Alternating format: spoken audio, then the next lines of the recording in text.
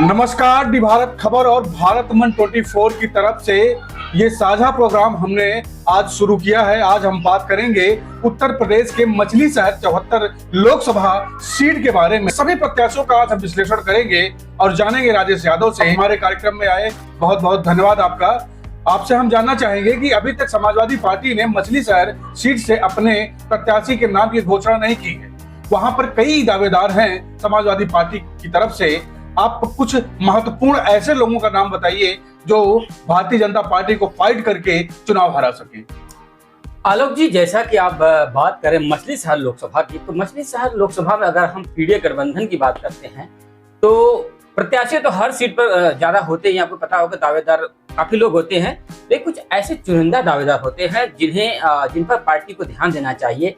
जैसे मैं एक शख्स है संजय सरोज, जिनकी मैं बात करता हूं अगर, तो वो एक युवा नेता है। दूसरी बात यह है कि संजय सरोज लोगों से वो चुनाव जीते या हारे, चुनाव में सीट उनको मिले या ना मिले, उन सब मुद्दों से हट करके हमेशा जनता के बीच हमेशा बने रहते हैं। मुझे लगता है कि अगर 74 की लोकसभा मछली शहर से संजय सरोज को पीडीए का उम्मीदवार बनाया जाता है और बहुत जल्द से जल्द बनाया जाता है, तो मैं कहता हूं कि एक बेहतर परिणाम आने की उम्मीद जरूर अखिलेश यादव को मिलेगी।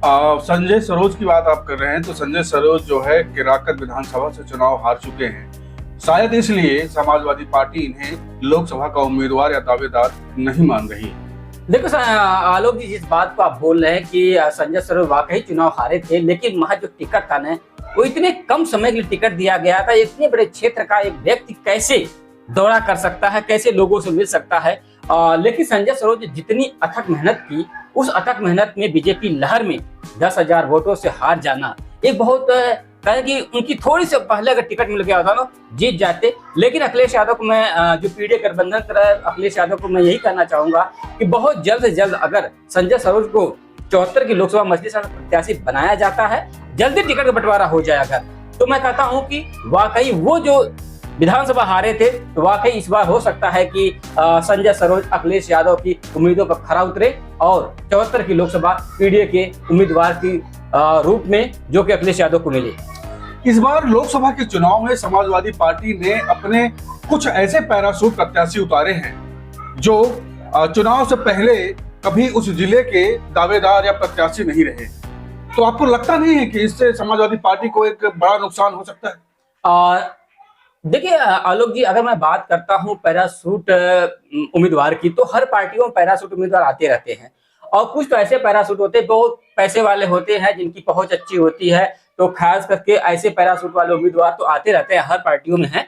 लेकिन रही बात तो समाजवादी पार्टी की, तो समाजवादी पार्टी भी पैराशूट उम्मीदवार अन्य जो कि लोकसभा में उतार रही है, तो उसके परिणाम तो भुगतने पड़ते हैं दोनों पार्टियों को। कोई पैराशूट जो कि उड़ जाता है, सुरक्षित जीत जाता है, लोकसभा पहुंच जाएगा। लेकिन बहुत से ज्यादा पैराशूट वाले जो उम्मीदवार होते हैं, जो अपने क्षेत्रों में ना टिकट उनको मिलता है, तो पार्टी उन्हें किसी और क्षेत्र में लोकसभा में दे देती है टिकट। तो मान के चलिए ऐसे उम्मीदवार ज्यादा मेहनत करते हैं, उनके कार्यकर्ता मेहनत करते हैं, लेकिन नाराजगी बनी रहती है पैराशूट उम्मीदवार से। तो खास करके पैराशूट उम्मीदवार को ना उतारे, जो क्षेत्रीय नेता है उन्हें टिकट देने का काम करें। एक महत्वपूर्ण सवाल आपसे हम करना चाहते हैं कि समाजवादी पार्टी पर अक्सर मुसलमानों को आगे रखने का आरोप लगता है। इस बारे में क्या कहेंगे आप? आलोक जी, देखो, एक पार्टी हो चाहे घर परिवार हो, संस्था समाज होता है। समाज में हर तरह के लोग, हर वर्ग के लोग हैं। अब आप किसको मानते हैं, मैं किसको मानता हूं, कौन मेरी बात सुनता, कौन मेरी बात नहीं सुनता है। तो मुसलमानों को जो कहने की बात है कि लोग आगे रखते हैं, मुसलमान हर पार्टी को वोट करता है, कहीं ज्यादा कहीं कम, लेकिन हर मजहब के, हर धर्म के लोग हर पार्टियों को वोट करते हैं। रही समाजवादी पार्टी की बात, तो उम्मीदवार के तौर पर अगर देखा जाए तो जो मुसलमान है उनको सीटें मिलती है, तो मुसलमान वाकई है वोट करेंगे ही करेंगे। और ऐसा भी नहीं है कि बीजेपी को वोट नहीं करते मुसलमान, बीजेपी को भी वोट करते हैं मुसलमान। कुछ सवाल आज हम आपसे पूछना चाहेंगे और हम खासकर बात सिर्फ मछली शहर लोकसभा 74 लोकसभा सीट के बारे में ही आपसे सवाल करेंगे। तो सबसे पहले सवाल आपके पास आता है कि 74 मछली शहर लोकसभा सीट से यहाँ से पीडीए का उम्मीदवार कौन होगा? मेरी समझ से तो देखिए दीप्चा राम भी हैं वहां से प्रत्याशी, लेकिन जो दावेदार की अगर बात करते हैं तो संजय सरोज दावेदार हैं। जैसा कभी सुनने भी आ रहा था कि कहीं ना कहीं जो कि रागिनी सोनकर को लाया जाएगा, लेकिन ऐसी अटकलें देखने को कभी नहीं मिल रही हैं। अगर संजय सरोज को टिकट मिलता है तो मैं बेहतर उम्मीदवार पीडीए का मानता हूं। बीपी सरोज मछली शहर के सांसद हैं और जातिगत समीकरण की अगर बात करें तो संजय सरोज को क्या अभी तक सरोज या उस कास्ट के होने की वजह से अभी तक इनके नाम का खुलासा नहीं हो पाया गया? क्या कुछ ऐसा भी मामला हो सकता है? देखिए आलोक जी, बात यह है कि जाति समीकरण हर पार्टियों में काम करता है। क्षेत्रीय वोट होते हैं, वो काम ही करता है।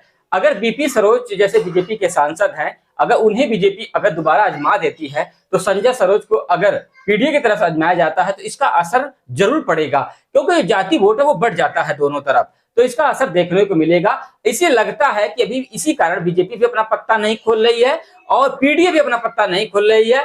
अगर क्रॉस होता है तो संजय सरोज का मुझे लगता है कि पीडीए की तरफ से उम्मीदवार बनाया जाएगा।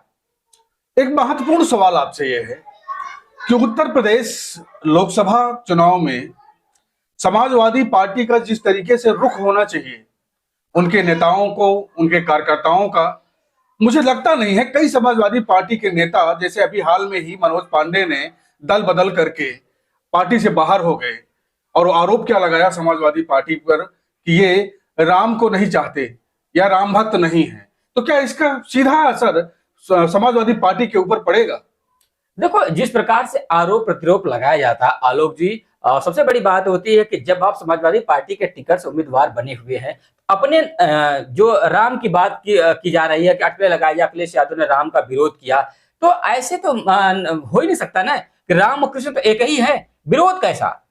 अगर आपकी भावनाएं समाजवादी पार्टी की तरफ नहीं है, अगर आप विधायक बन चुके हैं, दोबारा आपको लगता है ऐसा कि हम जो कि समाजवादी पार्टी में नहीं रहेंगे, हमारी आत्मा जाग चुकी है, तो जाहिर सी बात है, जब आपकी आत्मा जाग चुकी है तो आप जा सकते हैं जिस पार्टी में स्वच्छंद है। लेकिन अब ये कहें कि राम कृष्ण अलग हैं, तो ये तो आपकी वैचारिकता है, ये आपकी सोच पे डिपेंड करता है कि राम और कृष्ण। मैं आपको यहीं पे रोकना चाहूंगा। मेरा सवाल ये है, लोकसभा के 80 सीटों पर यूपी में बीजेपी ने राम मंदिर को हवा दे दी है।